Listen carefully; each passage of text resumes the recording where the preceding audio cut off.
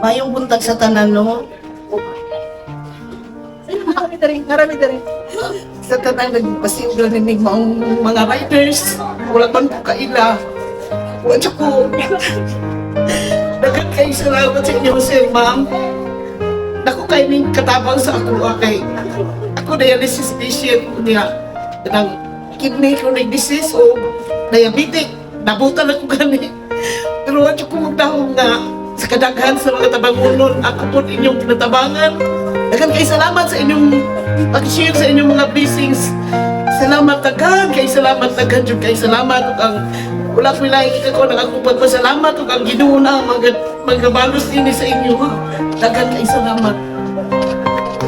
Okay, ako lang tayo. Ikaw na to sa tanang tao nga natapos.